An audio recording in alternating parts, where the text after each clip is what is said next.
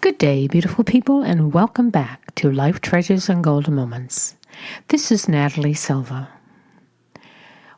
It's always a joy to be with each of you every month as I share my podcast with you, and I hope that it touches your heart and gives you food for thought to make your day a little happier and brighter, and to give you encouragement to move forth positively in your journey through life.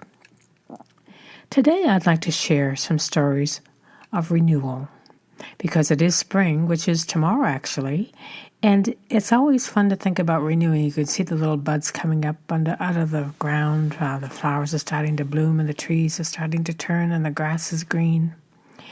And sometimes it helps to know that we can renew ourselves because renewal is the process of being made spiritually new in your spirit. And I'd like to share some things with you that was written by author Mary Hollingsworth. And this is really neat, the way she wrote it. She said, sometimes folks look in the mirror and see the years creeping up on them, a few laugh lines around the eyes, hair that's thinning a bit, and a sight that's not as sharp as it once was. Still, those who are in tune with God are basically happy from day to day. Getting older isn't scary or frustrating to them. It's just a natural part of life. And those of us who are younger find great comfort in their obvious inward feeling of well-being in spite of what their bodies may no longer be able to do. There's a scripture that says, "We do not lose heart. Though outwardly we are wasting away, yet inwardly we are being renewed day by day." That's in Corinthians 2:4-16. Renewal is definitely a gift from God. We see it every spring when the trees bud out in vibrant green and the flowers burst into vibrant colors. We see it in the dimples and captivating smile of a newborn baby. We see it in the radiant faces of people in love, both young and old. And we hear exuberant songs of praise of the God who renews us inwardly with His Spirit, His grace, and His joy.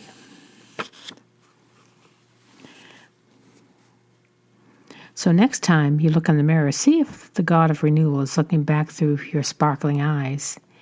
Ask Him to fill your heart with joy and to help you feel new every morning. His love and care are miraculous.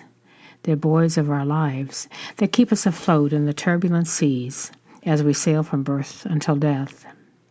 And they make the journey a joy and delight. So that gives us something to think about, with renewal. Let's all try to renew our spirits a little bit. So today I have a few stories to share with you. And the first story I want to share with you, the author is unknown, but I've heard it through the years, and you might have heard it too. And it's called The Cost of a Miracle.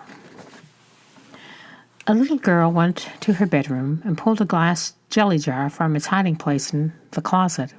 She poured the change out on the floor and counted it carefully, 3 times even. The total had to be exactly perfect.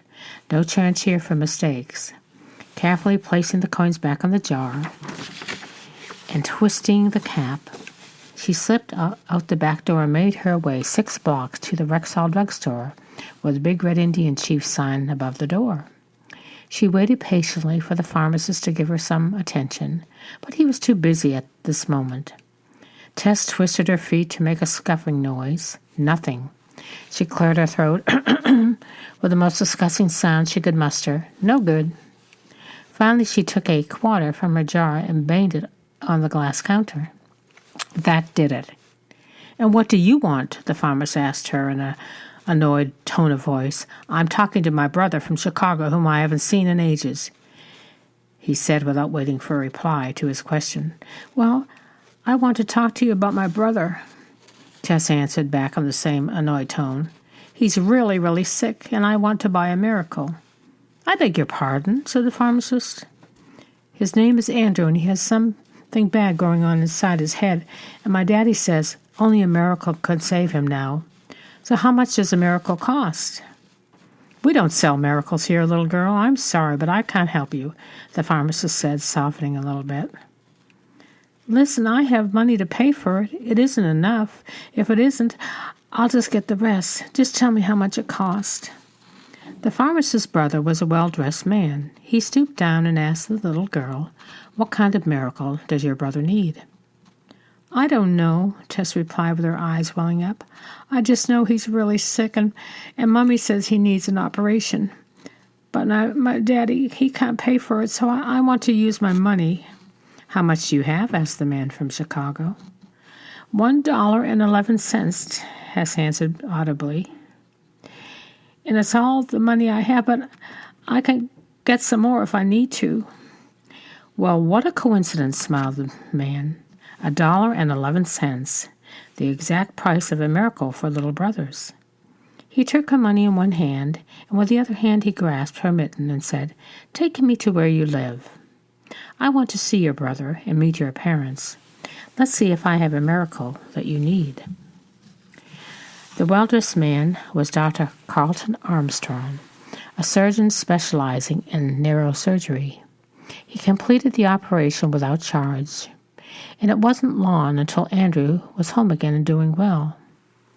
Mom and Dad were happily talking about the chain of events that had led them to this place. "That surgery," her mother whispered, "was a real miracle. I wonder how much it would have cost." Tess smiled, and she knew exactly how much a miracle cost. $1.11, plus the faith of a little child. A miracle is not the suspension of natural law, but the operation of a higher law.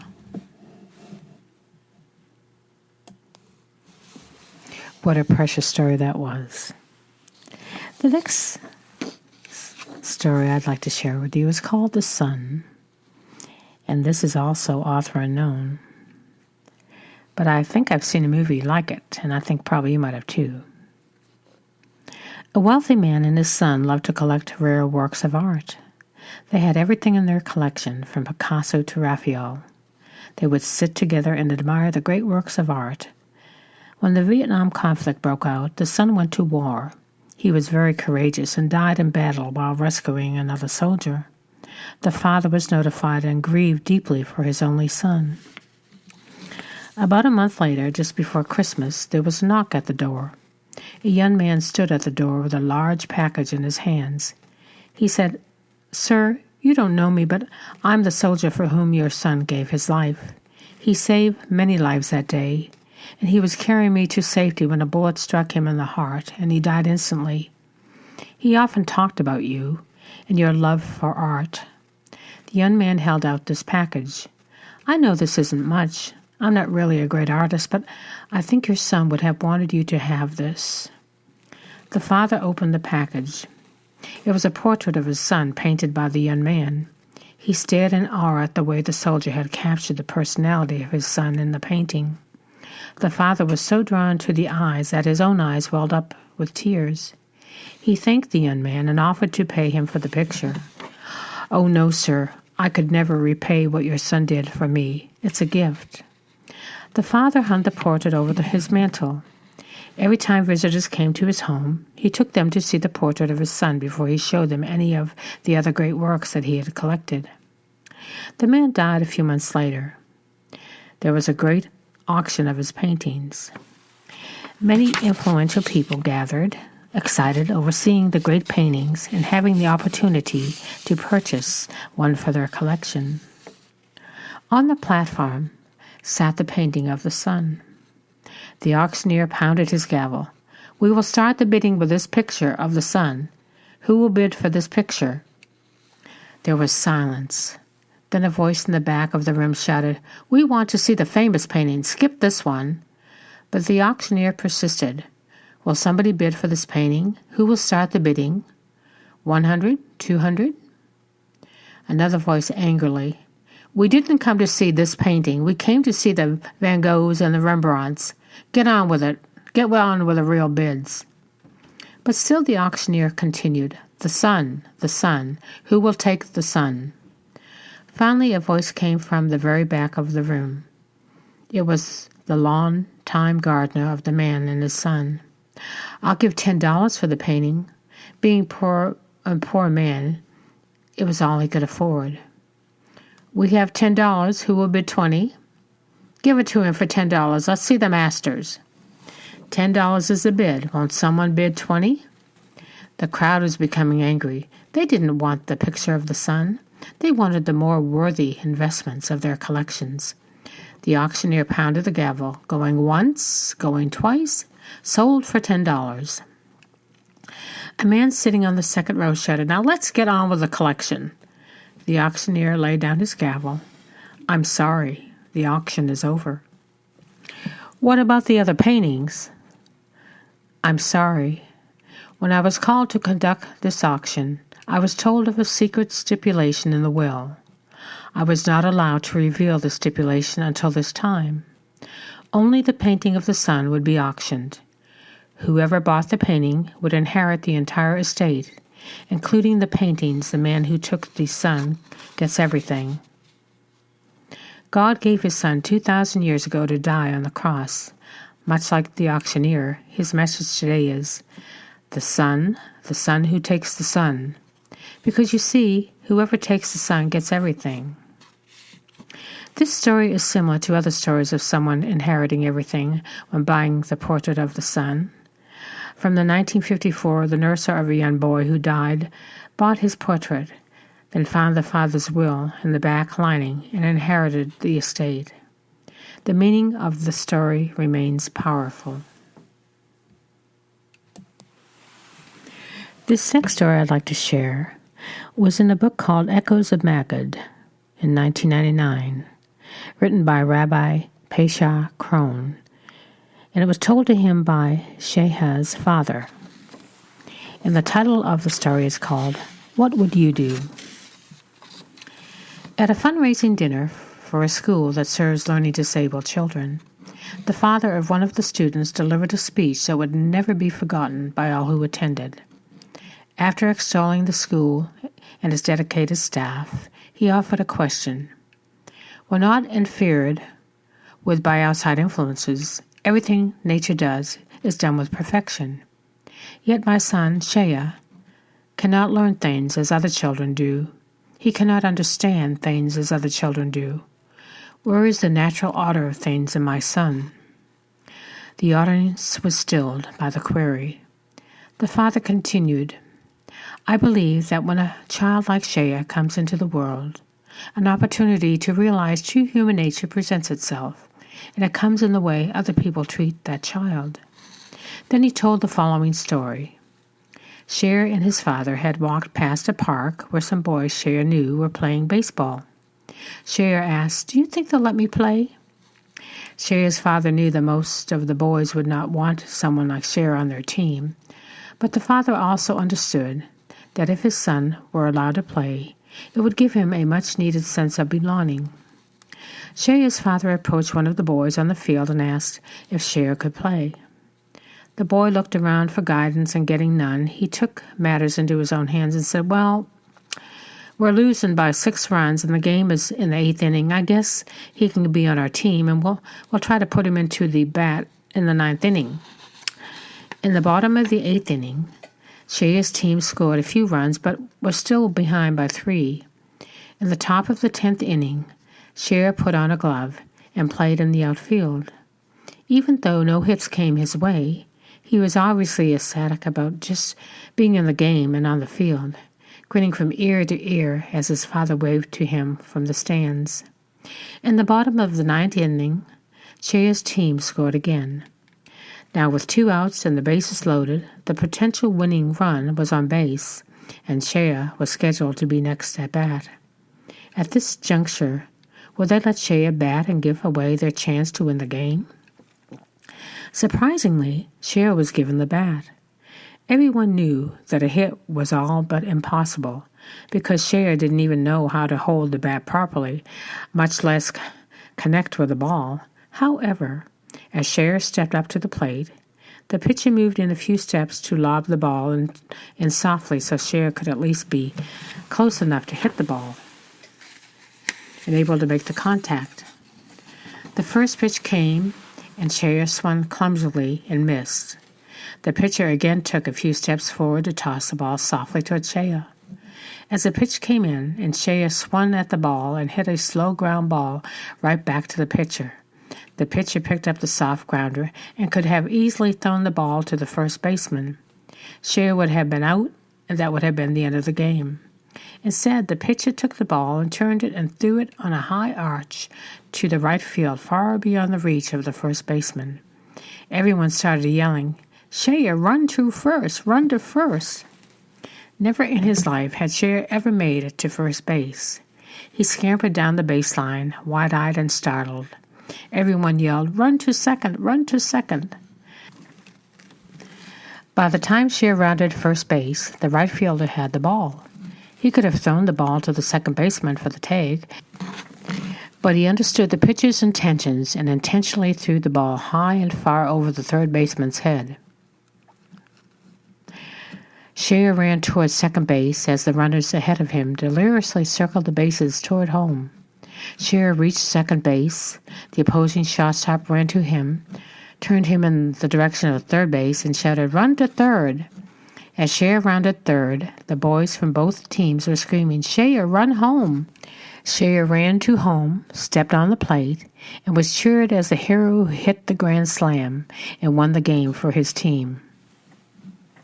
"That day," said the father softly, with tears now rolling down his face, "the boys from both teams helped bring a piece of true love and humanity into this world." Wow, what a beautiful story. What a beautiful thing for those boys to do. That really touches my heart. I hope it does yours too. My last story of today is called Everything We Do is Important, and it was written by Mildred Hornoff. At the parting of my friends, I'm writing this story. My name is Mildred Hornoff. I'm a former elementary school music teacher from Des Moines, Iowa. I've always supplemented my income by teaching piano lessons, something I've done for over 30 years. Over the years, I found that children have many levels of music ability. I've never had the pleasure of having a protege, though I had taught some talented students. However, I've also had my share of what I call musically challenged pupils. One such student was Robbie. Robbie was 11 years old when his mother, a single mom, dropped him off for his first piano lesson. I prefer that students, especially boys, begin at an earlier age, which I explained to Robbie, but Robbie said that it had always been his mother's dream to hear him play the piano. So I took him on as a student. Well, Robbie began with his piano lessons, and from the beginning I thought it was just hopeless endeavor. As much as Robbie tried, he lacked the sense of tone and the basic rhythm needed to excel, but he dutifully reviewed his scales and some elementary pieces that I require all my students to learn. Over the months, he tried and tried, while I listened and cringed and tried to encourage him. At the end of each weekly lesson, he always would say, "Mom's going to hear me play someday." But it seemed hopeless. He just did not have an inborn ability. I only knew his mother from a distance as she dropped Robbie off, or waited in her aged car to pick him up. She always waved and smiled, but never stopped in. Then one day, Robbie stopped coming to our lessons. I thought about calling him, but assumed because of his lack of ability that he had decided to pursue something else. I also was glad that he stopped coming. He was a bad advertisement for my teaching. Several weeks later, I mailed to the students' homes a flyer on an upcoming recital. To my surprise, Robbie, who received a flyer, asked me if he could be in the recital. I told him that the recital was for current students, and because he had dropped out, he really did not qualify. He said that his mother had been sick and unable to take him to piano lessons, but was still practicing. "Miss Hornoff, I just got to play," he insisted.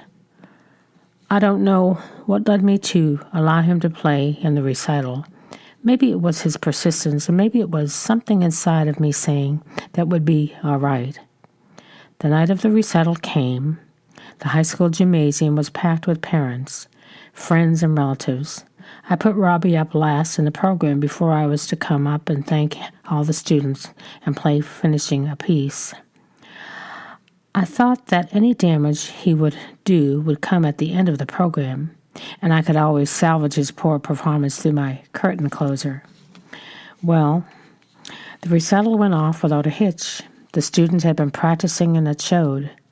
Then Robbie came up on stage. His clothes were wrinkled, and his hair looked like he'd run an egg beater through it. Why didn't he dress up like the other students, I thought. Why didn't his mother at least make him comb his hair for the special tonight? Robbie pulled out the piano bench, and he began. I was surprised when he announced that he had chosen Mozart. I was not prepared for what I'd heard next. His fingers were light on the keys. They even danced nimbly on the ivories. He went pianissimo to fortissimo, from allegro to vivace. His suspended chords that Mozart demands were magnificent. Never had I heard Mozart played so well by people his age. After 6.5 minutes, he ended in a grand crescendo, and everyone on their feet stood in wild applause. Overcome and in tears, I ran up on stage and put my arms around Robbie in joy. I've never heard you play like that, Robbie. How do you do it? How'd you do it?